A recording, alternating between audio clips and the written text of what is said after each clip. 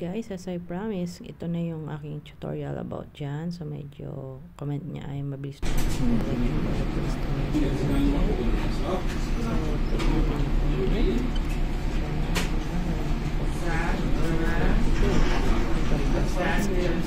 pareho lang. So mag-cash in muna ako para hindi siya pumarehas. Pareho lang yan. So that means wala akong kailangan.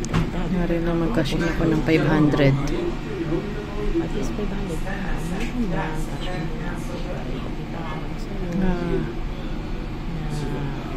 natin sa on-it yan. Step by step muna. So, iklaro natin. Yan, enter PIN code. So, ayan, kailangan ng OTP. Then, back to merchant. So, now, meron na akong 7,000. Inulit ko. Pinitat ko ng 7,500. So, yan, hindi na siya parehas. 49,286.72. Calculator natin sa on-it. Against 42 to 86. Just in case nakalimutan natin. Which is deposit natin. So, deposit ka. So, click lang yung deposit. So, type natin deposit dyan. 7,000. I understand. Then, deposit now. So, enter your PIN code. Submit. And then, okay. Enter na. At successful na yan. Nandyan na yan sa on-it. So, yan yung lina down na andun sa kanan, andyan na rin siya. Mga history na mga ano na in and out sa on-it or spendable amount on balance, ganun. Okay, so klaro na yan ha. Ulitin na lang natin ang pag-deposit. So, yan, andyan yan sa history. Basta actually guys, medyo matagal-tagal na rin ako nag-ano sa On Bank. Simula nung nakilala ko si On Bank. Nag-stick lang ako sa kanya. Si ibang ginagamit ko rin minsan.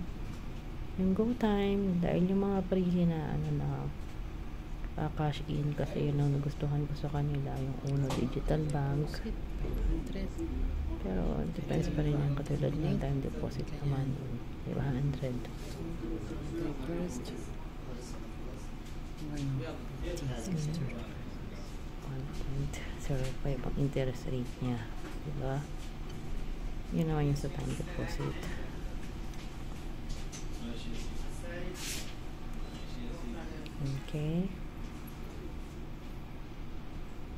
Okay ba?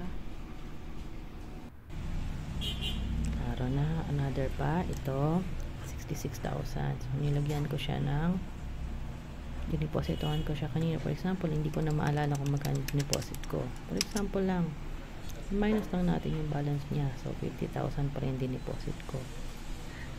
50,000 pula na 0. So, yan. Understand. Deposit now. So, yan. Click yan. Yung PIN code. So, yan na guys. Basta make sure na before 12 midnight Philippine time is nasa on-it na yung balance na natin para may tubo na siya later on. So, yan, nakita nyo na nasa on-it lahat ng pera. Basta huwag nakakalimutan na ilagay sa on-it lagi yung